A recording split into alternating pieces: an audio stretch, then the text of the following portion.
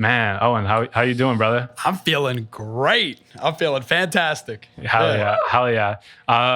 Someone that has never listened to you before, doesn't know who you are. What's your elevator pitch? Who are you? My elevator pitch, let's see. It's like if you took Bruno Mars and Stevie Wonder and like Justin Timberlake and just like smashed them up into a little ball and it's not a good looking image, but like, think of the sound of that. You know what I mean? Yeah, and that's it. That's pretty much what it is. Hell yeah. How did music first like come into your life? So I was like really, really bad at sports, and I embarrassed my dad a whole bunch of times playing baseball and football. So he was like, "Well, shit, I gotta like get this kid doing something." So I was like 10 years old, and I started playing piano and singing, and I did this program back in Hackensack called the School of Rock, kind of like the Jack Black movie, but it was basically like a bunch of kids after school would go there and like learn a bunch of old classic rock songs and jam and just like learn some shit. And that's what I did instead of sports. So just from a young age, I started like growing up, like making my own songs and playing piano and like teaching myself piano and like being mad frustrated because it's hard as fuck. But yeah, that's basically how it started. That's dope. And looking to now, your sound has a lot of different genres and elements in it. You know, it's like jazz, pop, R&B. How did that evolution come to be? Yeah, that's a great question. I think like, it was a very long time like trying to figure out my sound just because, I think for some artists it comes very naturally, like they have a very clear goal of what they want to do. And for me, it was like, well, shit, I'm going to get behind Ableton and like just make something and see what happens, So I think like, for the longest time I made, like when I was really young, I made like really weird, complex shit that like nobody, including myself, wanted to listen to. And then as I got older, I was like, let me dumb this down and like actually focus on the lyrics and things that I want to write about. And I think that that's kind of how it happened. It was kind of just this evolution of like, hey, let me try to tell a message and make music that people can vibe to instead of, just like a musical like jerk off. Okay. Sorry, that was fucking way too much. This is early in the interview too. This is like fucking 2 minutes in. Cut that out. Actually, yeah, we're not gonna have that in. Oh yeah. What's your process like when you're making a new record? Like everyone always has a different one. Does it change every time or is it the same? Yeah, I mean, what I've focused on lately is, so I'll have like a little song idea. So I'll just like write down a title of a song in my notes app. Like I'll be like, oh shit, like I'll hear a phrase or a word or something. I'll be like, oh shit, that would be like a cool idea for a song. And then I'll think like immediately, oh, what would the drums sound like for that song? I usually start with drums like 90% of the time. Like I think that's what a lot of people do. You play drums? Oh hell no. I program drums. So I produce on Ableton. And so I just like get the drum patches out, drag them. Sometimes I play them. I'd like to say I'm pretty okay at finger drumming. So I'll do that too. Like break out the addictive drums. And then I'll write something down like based on that idea and like have a whole bunch of words involved in that idea. And then it just kind of develops from there. And yeah. Hell yeah. Yeah. Where are you at right now in your career? Like what are you working on that's got you excited right now? Oh man, I'm working on a brand new project. I'm uploading it to DistroKid on May 1st, a single, and then hopefully a full-length album June. That's what it's scheduled for. It was originally supposed to be for my birthday, April 26th. But you know how shit goes. It gets pushed back. It's coming up, man.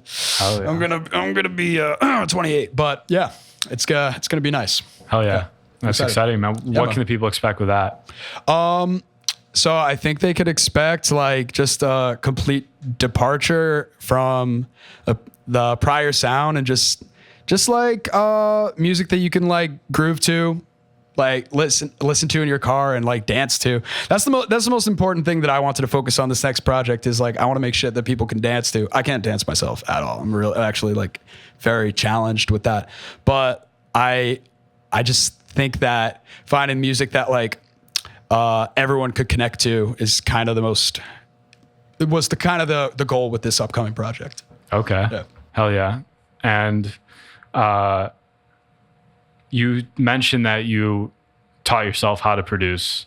Yeah, I did. So I started learning how to produce on Logic like a while back, just because I wanted to stop paying producers to make my music, and I was like, fuck it, like I want to learn how to do this. So after I went to Belmont very briefly. I like really briefly. I came back home to Jersey and I was like despondent, and I was like, fuck, what do I need to do? And so started learning on Logic, and then I got a master's degree at Berkeley for songwriting, music production like 2 years ago now. So I finally had like some formal education in how to produce music. And after that, like I still didn't feel like, I was like, damn, like I still feel like this, I'm not there yet. So I just sat down and I made like a beat every day just for a really long, for 2 years, holy shit. And so for a really long time, you know, with some breaks, I mean, it wasn't perfect, but like, I think that really helped sharpen the sword, for lack of a better term. Hell yeah. What has been that, like the biggest takeaway, like teaching yourself all that and going through that journey? I think the biggest takeaway is like, the biggest thing is less is more. Like, I really feel like that's been my journey as, you know, a producer, as a songwriter, as an artist in general, like as a keyboard player, as a like less is more. Like, just people will pay more attention to something. People will pay more attention to something that you're doing if like you're intentional with it, rather than, you know, like slamming a bunch of different ingredients into the pot and hoping that something comes out good. And I think that that's what I've learned, is like limiting myself in how many parts or how many things or things I use when I'm producing. I think it just makes for better music. Oh yeah. And you also played in a lot of bands in high school, right? Yeah, I did. How do you know that? Oh man. Yeah, I played in a band called Owynn and the Immaculates when I was 15. Hell yeah. Novice too, right? Yeah, novice. I had to do my research for this one. Damn, that's insane. Holy shit. Reason I bring that up was curious, like what you learned from, you know, a band has so much collaboration, what you learned in that and collaborating with other people, and how you bring that forward today, whether you're producing for an artist, songwriting, or collaborating on an actual record. I mean, I think it's everything. Like my band today, you know, I wouldn't even like play a gig without them. Like, just because I, you know, or I'd feel very scared, just because like I've, you know, they're talking right now. Shout out the band. Yeah, shout out the band. Just like, I feel it's really important when you're playing music with a group of people. It's like any other team, or it's like any other collaboration. It's just like you get more comfortable and you start to like feel out each other's vibes and like, you know, learn certain things about each other's musicianship and musicality. And like, I wouldn't be able to play the songs the same way if it weren't for them. So like, I think that it's a collaboration. It's a lot of leaning on other people and like realizing their skill sets and how they can complement yours. Yeah, for sure. Shout out the bands. Shout out the band. Shout out all bands in general, everywhere. Yeah. Was it hard?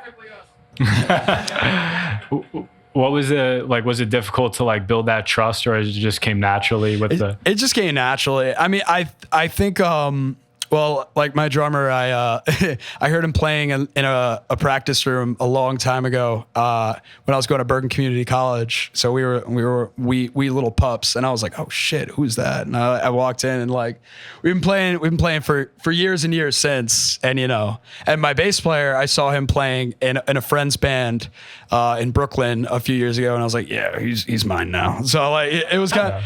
It kind of worked like that. I was just like, damn, these are the cats I want to fucking play with. Oh yeah. Also, I saw that you have a lot of different musical influences, ranging from Anderson .Paak to oh my god, I love Andy. FKJ. Yeah. If you could steal one superpower from one of those artists, what would it be, and which artist? I would play drums like Anderson .Paak, man. Okay. That's what I would do. I would play drum. I would also steal his coolness and his swagger, probably. Like high key. I mean, he's the coolest fucking dude ever. I don't know. I would. Let's see. I would steal Shaq's height. That's what I would do. Yeah. Okay. Respect. Yeah. That would be number 2. Oh yeah. Just a little bit. Just a little bit. He can take a foot off. I can take that foot. Like, that's fine. Exactly. You know what I mean? Yeah. And then looking ahead, 10 years from now, what do you hope? What's your ultimate dream for your career 10 years from now? Oh man. It's funny because like my goals as a musician have changed a lot. And I think in the past,